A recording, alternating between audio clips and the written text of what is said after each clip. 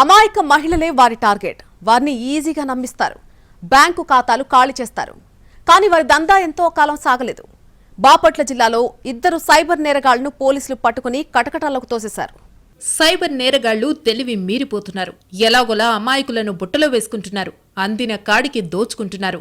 మహిళలు, వృద్ధులే వారికి టార్గెట్ గా మారుతున్నారు. తాజాగా బాపట్ల జిల్లాలో 2 సైబర్ క్రిమినల్స్ బాలింతలను లక్ష్యంగా చేసుకుని దోపిడీలు షురూ చేశారు. తెలివిగా వారి బ్యాంకు ఖాతాల సమాచారం తెలుసుకుని డబ్బులు లూటీ చేశారు. బాపట్ల జిల్లా చీరాలలో 2 సైబర్ కేటుగాళ్లు బాలింతలను టార్గెట్ గా చేసుకున్నారు. అంగన్వాడీల వద్దకు వచ్చే బాలింతల వ్యక్తిగత సమాచారంతో పాటు బ్యాంకు ఖాతాల వివరాలు సేకరించారు.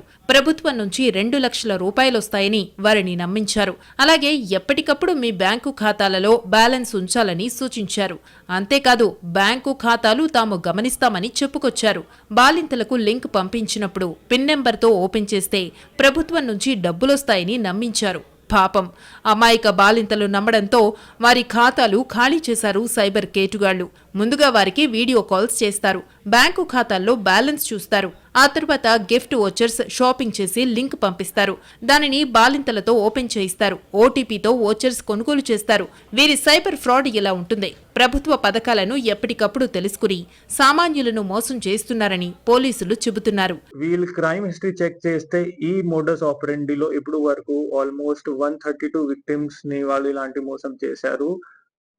అది ఎన్సీఆర్బి పెటిషన్స్ ఉన్నాయి. ఈ మోడస్ ఆపరెండిలో అయితే ఒక 12 ఎఫ్ఐఆర్స్ మన కర్ణాటక, తెలంగాణ, రాజస్థాన్ లో కూడా ఉన్నాయి. పాత మోడస్ ఆపరెండి చెక్ చేస్తే ఇప్పుడు వరకు ఆల్మోస్ట్ వాళ్ళ మీద 213 ఎఫ్ఐఆర్స్ ఉన్నాయి. దాంట్లో ఆల్మోస్ట్ 20 స్టేట్స్ వరకు వాళ్ళు ఇలాంటి వేరే వేరే స్కామ్ చేసి ఉన్నారు. ఇప్పుడు వరకు చేసిన అమౌంట్ 4 crore వరకు ట్రాన్సాక్షన్స్ మన దగ్గర కన్ఫర్మ్ అయ్యాయి. ఇలాంటి సైబర్ క్రిమినల్స్ పట్ల జాగ్రత్తగా ఉండాలని పోలీసులు సూచిస్తున్నారు.